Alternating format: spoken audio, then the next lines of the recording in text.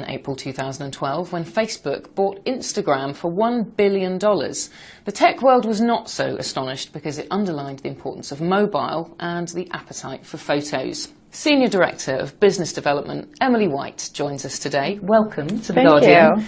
So you and Kevin Systrom, you're the new Cheryl and Mark of the internet. Is that true? No pressure.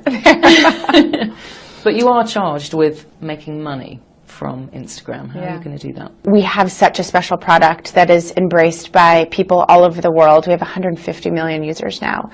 And it's very personal, right? It's photos and videos from their friends and family, from public figures that they relate to, and also brands.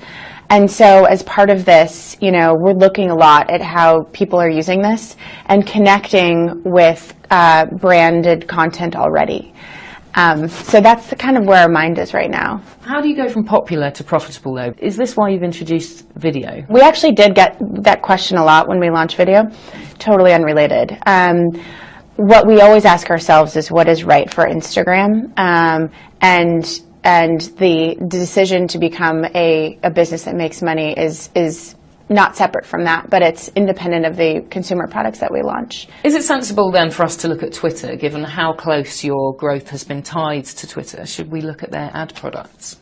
I would say that if you're looking for an analogy, what I would probably use is more like the magazine industry, because I think that's what our consumer experience is like today, right? Where you wake up in the morning and you open up Instagram and you get this feed of beautiful content from a wide variety of sources. And the consumption experience is really pleasurable and beautiful. And it's much like opening up a magazine, right? I mean, I'm like a huge avid home decorator, and I sit and I just it's like visual chocolate, right? It's just looking at these beautiful images, and some of it's commercial and some of it's editorial, and the line is really blurred, actually. How are you going to encourage people to engage more on Instagram? Is it enough to just say that you like a picture and then, you know, flick past? If you look at the percentage of one's follower base that engages with a photo, it's really high. It's much higher than you would expect. We don't do anything to drive that.